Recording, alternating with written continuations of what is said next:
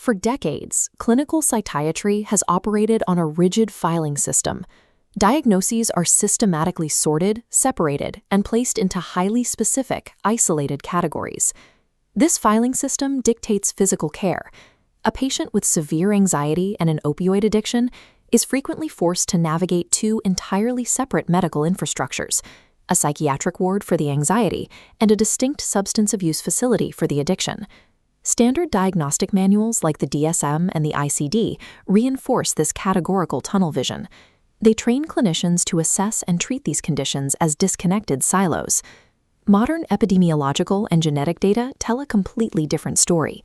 The strict dividing lines drawn by our diagnostic manuals are an illusion. Substance use disorders and psychiatric illnesses share deep underlying vulnerabilities. They stem from the exact same genetic pleiotropy and are triggered by identical socio-environmental risk factors. Historically, addiction, ADHD, depression, and schizophrenia were depicted as distinct trees with isolated root systems. But beneath the surface, the root systems of these diseases are deeply entangled, feeding into and amplifying one another. To accurately treat addiction, the clinical field has to abandon the isolated view. We must adopt a transdiagnostic approach, mapping exactly how substance use disorders intersect with highly comorbid psychiatric profiles. Let's examine the first pillar of this matrix: post-traumatic stress disorder. In addiction treatment, severe trauma is the clinical norm, not the exception. While substance use disorders appear at a baseline rate in the general population, that prevalence escalates dramatically to between 36 and 52% for individuals diagnosed with PTSD. This specific comorbidity drastically compounds the severity of the illness. Patients face much lower rates of remission and a severely heightened risk of suicide. Part of this connection is explained by the self-medication hypothesis.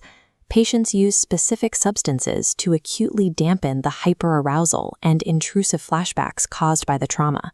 But behavioral coping is only half the picture. The susceptibility hypothesis points to a deeper physiological root linking the two conditions. Early traumatic stress physically alters the endogenous oxytocinergic system. The trauma biologically hardwires the brain, creating a lasting vulnerability to future addiction. This document explicitly warns providers to look beyond prototypical trauma demographics. Substance use treatment settings frequently fail to screen for trauma altogether. A specific danger is that subclinical traumatic stress reactions are commonly misclassified as standard depressive disorders. Trauma and substance use create a bidirectional feedback loop that structurally alters patient neurobiology. Dual diagnosis must be treated as the expected baseline from day one. The second pillar of the transdiagnostic matrix involves schizophrenia and severe psychotic disorders. Roughly 55% of individuals with schizophrenia meet the criteria for a lifetime substance use disorder. This comorbidity has a grim clinical endpoint. For patients suffering from comorbid schizophrenia and addiction, life expectancy plummets, showing a severe 10 to 25-year drop in mortality. This early mortality is heavily driven by the rapid exacerbation of physical illnesses, specifically heart and lung disease, which are directly tied to severe substance misuse. The primary mechanistic driver of this comorbidity is profound genetic overlap. Data shows that schizophrenia and drug use disorders share approximately 30% of their genetic heritability.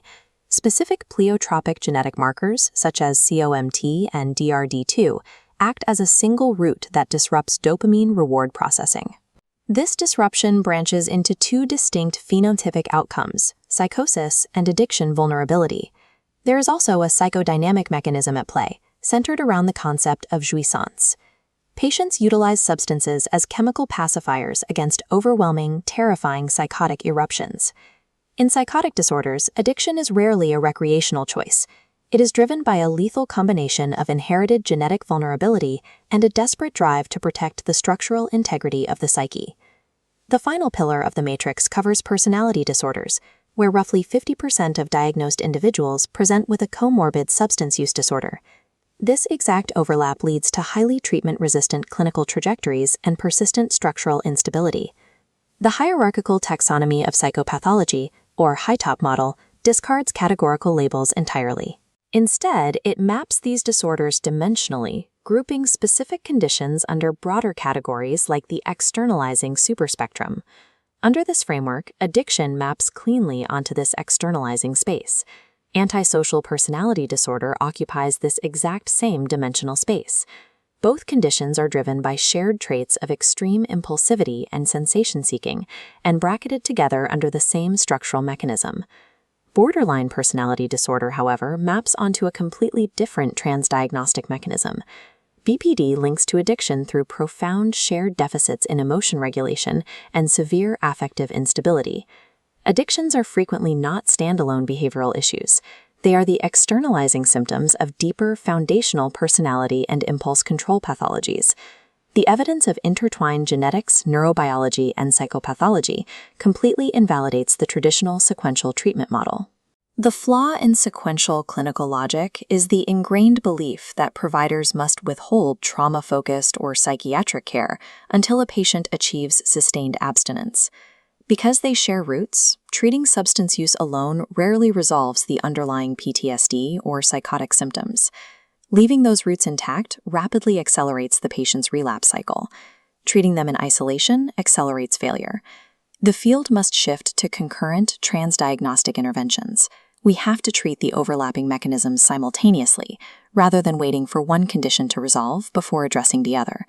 Cognitive behavioral therapy is a highly efficacious intervention for dual diagnoses, despite originally being developed to treat mood and anxiety disorders. Dialectical behavior therapy, designed for borderline personality disorder, is equally effective at reducing severe substance use. These modalities successfully cross diagnostic boundaries because they bypass the categorical labels entirely. They directly target the shared transdiagnostic roots of emotion dysregulation and impulsivity. Addiction is a mental disorder inextricably linked to the broader psychiatric ecosystem. True clinical efficacy requires treating the entire intertwined network.